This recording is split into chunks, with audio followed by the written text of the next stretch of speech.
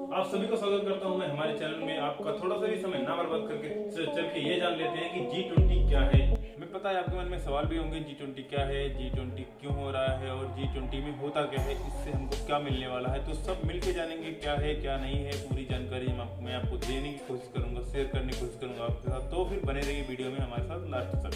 तो फिर चलिए शुरू करते हैं। G20 समिट है क्या और उसके पीछे का इतिहास क्या है।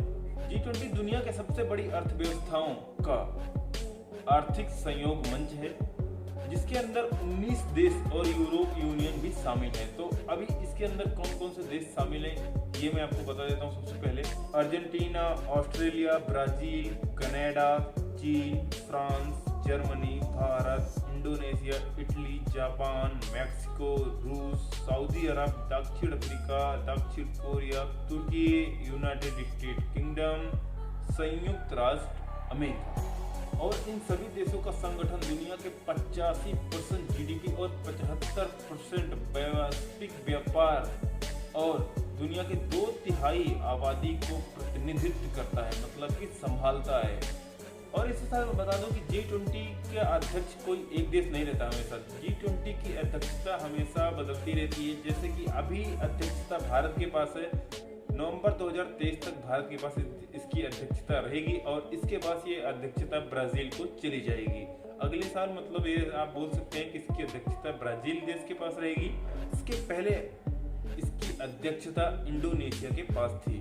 तो इंडोनेशिया से भारत के बाद जाएगी ब्राजील के बाद और सभी देशों में जाती रहेगी। और ये सब मिलके अभी जैसे और प्रधानमंत्री हमारे देश में आ रहे हैं, हमारे प्रधानमंत्री उनके देश में जाएंगे, उनका मान सम्मान सब होगा।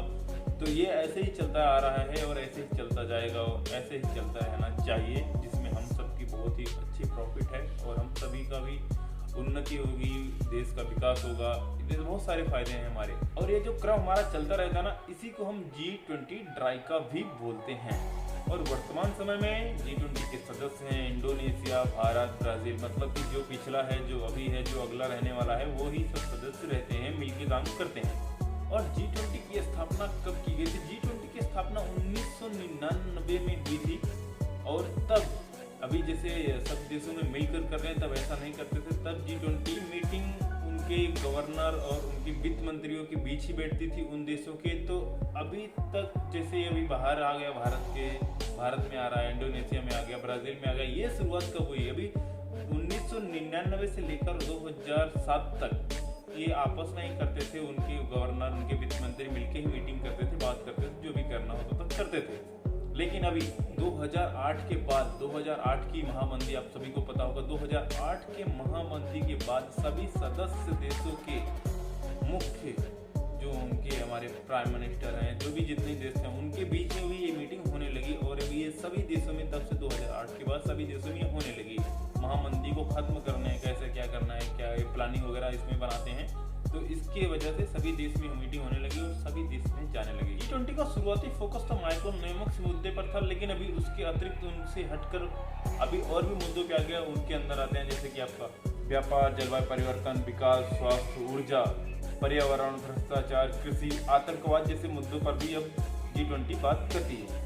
और आपको मैं बता दूं कि G20 को 2 ट्रैकों में डिवाइड किया गया है। इस पे कैसे काम करना है, कैसे क्या काम करना, हर चीज़ के 2 पहलू होते हैं। वैसे ही G20 को भी 2 ट्रैकों में डिवाइड किया गया है। Number 1 financial track, number 2 Sherpa track. अभी फाइनेंशियल ट्रैक में क्या है और शेर्पा ट्रैक में क्या है?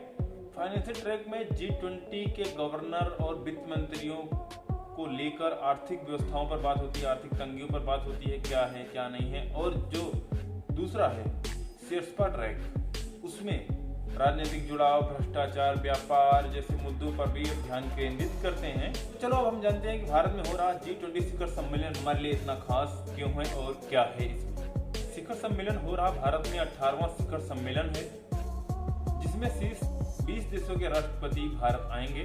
और इन 20 देशों के अलावा भारत 9 और देशों को भी आमंत्रित किया है। तो उन देशों के नाम जान लेते हैं।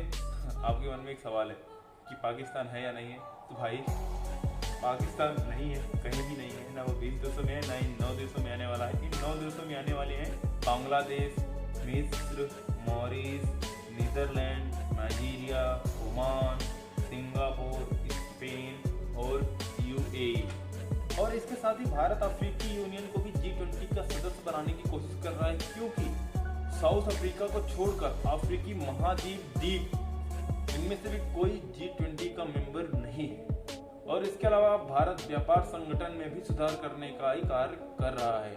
जैसे कि अभी व्यापार तो हो ही रहा है, लेकिन और देशों से अच्छा तालमेल, व्यवस्था जल्दी हो, कम पैसों में ज़्यादा, समझ रहे हो ना, यारी दोस्ती का माहौल रहता है तो हो जाता है। तो ऐसा भारत करने की कोशिश कर रहा है और आप सब आने वाले समय में देखेंगे कि ये सब हो जाएगा। अगर हम ओवरऑल टोटल मिलाकर बात करें तो भारत अब उन्नति के रास्ते पर ही जाने वाला है। ये वैसे ये मेरी फर्स्ट वीडियो है। फर्स्ट वीडियो में इंप्रेशन उतना ज़्यादा नहीं आ रहा, लेकिन मैं पूरी कोशिश किया हूँ आपको समझाने के लिए कि G20 क्या है, इसके अंदर कैसा होता है। मैंने आपको ज़्यादा कुछ नहीं तो इतना तो आपको पता लग ही गया होगा कि G20 क्या है और इसके अंदर क्या होता है, क्या नहीं होता, कितने देश शामिल हैं, कितने देश नहीं शामिल हैं।